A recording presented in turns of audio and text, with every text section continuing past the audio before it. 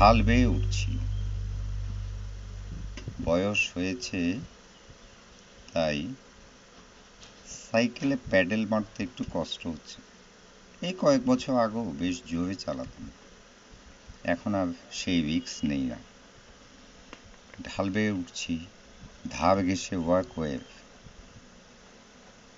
এদিক দিয়ে অনেক নারী পুরুষ আসা যাওয়া করছে। তাদেরকে পাশ কাটিয়ে কাটিয়ে সাইকেলটা ঠেলে ঠেলে উঠছি।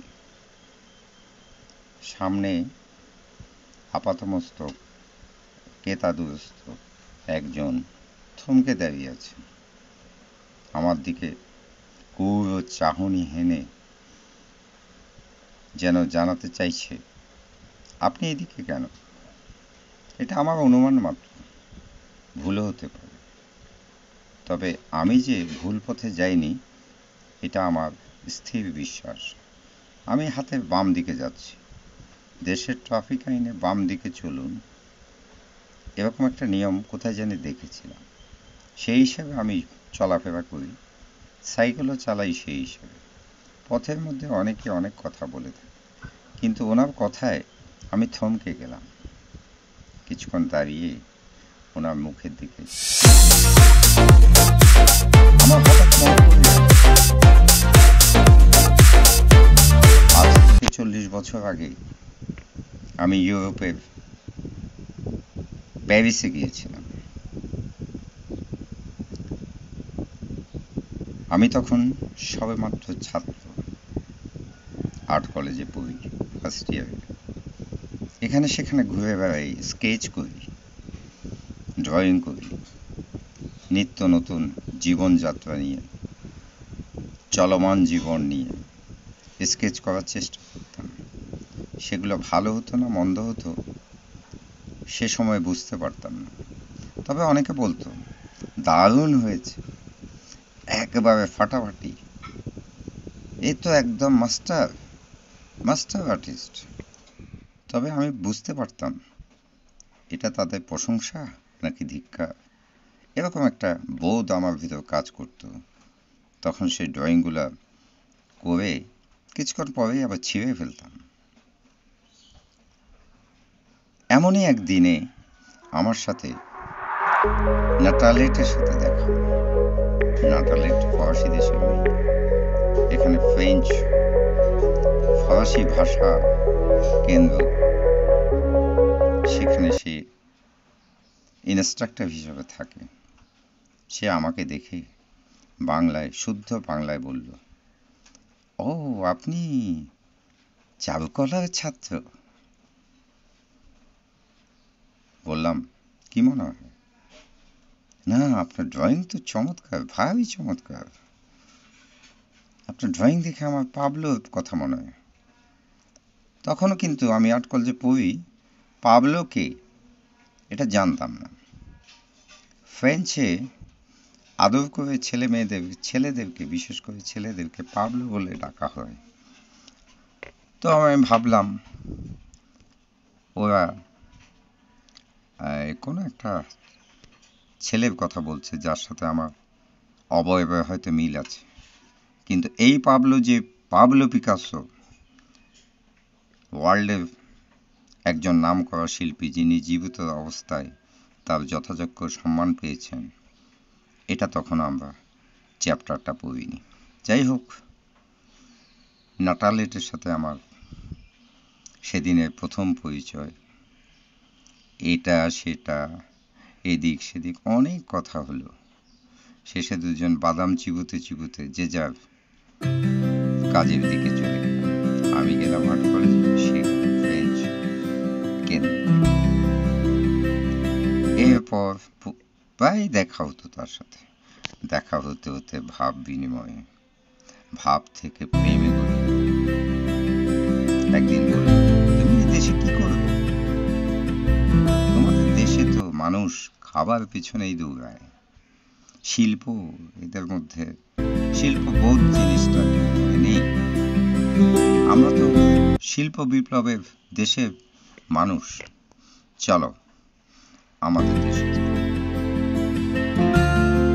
আমি তখন সোনালী কিশোরী, সেই মুখের দিকে চেয়েছিলাম।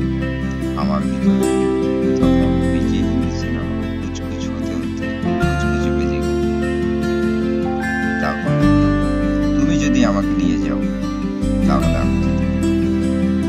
অনেক কষ্টে রাত্রিতে অনেক ঝড় ঝাপটা পেরিয়ে যাওয়ার টাকা জোগাড় করলাম। তারপর সেই যে পাড়ি দিলাম প্যারিসে গিয়েছি। প্যারিসে গিয়ে সেখানে দেখলাম দৈন্যদশা তো এখানেও। আমরা অন্যের পিছনে ছুটি, ওরা অন্যের পিছনে ছোটে না। ওরা কিসের পিছনে ছুটে? ওরা খুব ব্যস্ত। সেই 40 বছর আগের কথা বলছি। তো ওরাও তো শিল্প বোঝে না। কই প্যারিসের শহরে আমি অনেক ছবি এঁকেছি, কই কেউ তো এসে বলে নেই যে তোমার ছবি তো দারুণ হয়েছে, এটা আমার ড্রয়িং রুমে কিংবা আমার শোরুমে কিংবা আমার ইয়েতে টাঙাবো, কত কত ইউরো নেবে, এরকম কেউ বলেনি। নাতালে অনেক কষ্টে আমার ছবিগুলো বিক্রি করার চেষ্টা করত। এভাবে দিন যায়, বছর যায়, 40টা বছর কেটে গেল। অভাব অনটনে আমরা কায় ক্লেশে চলছি।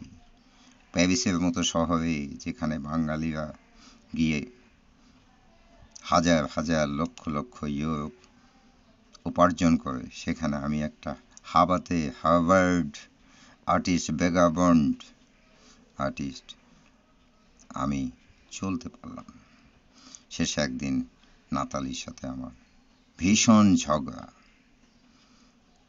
সেই ঝগড়ার ফল হিসাবে আমি ফিরলাম দেশে।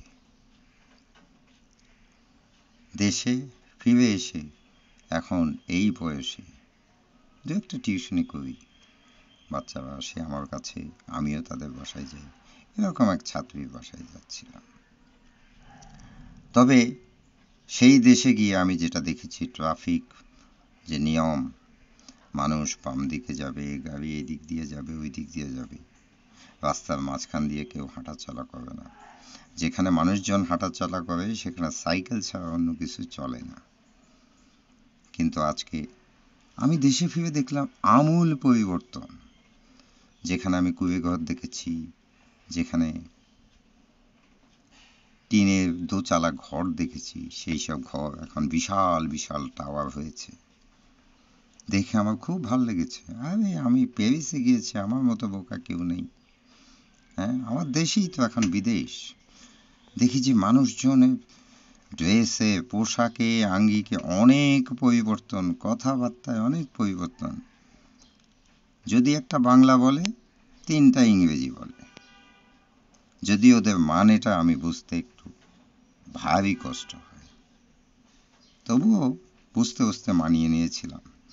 রাস্তাঘাটে চলাফেরার ব্যাপারও মানিয়ে নিয়েছিলাম। রাস্তায় বিভিন্ন যানজট থাকে, ট্রাফিকের ব্যবস্থাপনায় একটু অসন্তুষ্ট হয়েছিলাম। তারপর আস্তে আস্তে 1 বছর, 2 বছর, 3 বছরের মধ্যে সব মানিয়ে নিলাম। ভাবলাম ট্রাফিকরাই তো এই দেশের নাগরিক, তারাই বা কী করবে, কীভাবে চলাফেরায় শৃঙ্খলা আনবে। সড়ক নিয়ে অনেক আন্দোলন হয়েছে।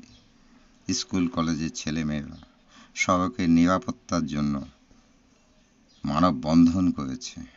কই, সিটি কর্পোরেশনের মেয়ররা, কাউন্সিলররা অনেক চেষ্টা করেছে নাগরিক জীবনে একটা শৃঙ্খলা, মানুষ শৃঙ্খলা মেনে চলুক। যেখানে সেখানে থুতু ফেলবে না, যেখানে সেখানে হাঁটবে না, যেখানে সেখানে বাজার বসাবে না। এটা একটা বিশাল ব্যাপার। এটার সাথে আর্থসামাজিক পরিকল্পনা, একটা কাঠামো, সমাজ কাঠামো দরকার।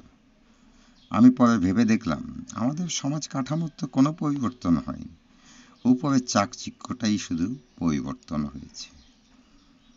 আমি আগে সুতির কাপড় পরতাম, এখন আমি মিক্স মিডিয়ার কাপড় পরি।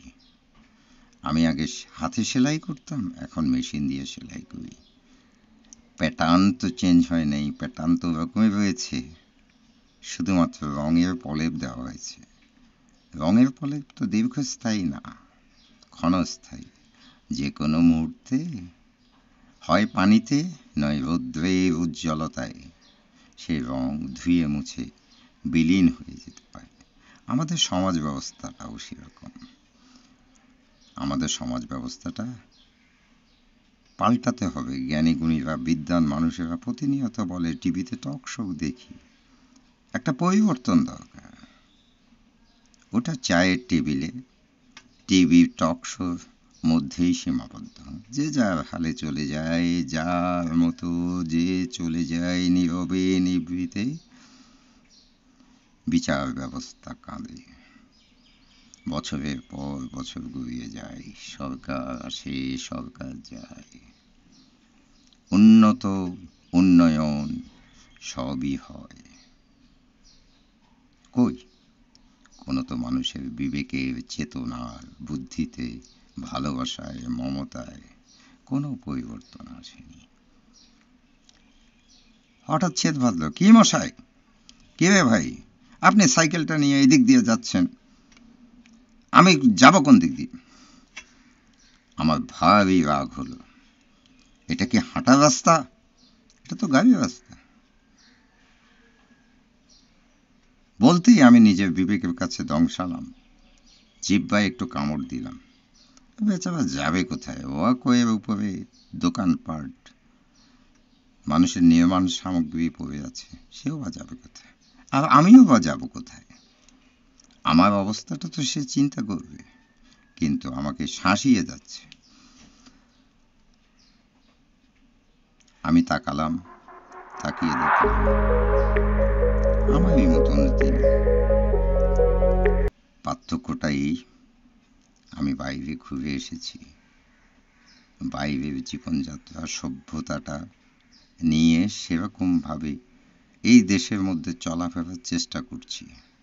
আর উনি দেশে বসেই বাইরের সমস্ত চাকচিক্যটা নিয়েছেন, কিন্তু ভদ্রতা, সভ্যতা, নম্রতা শিখেননি।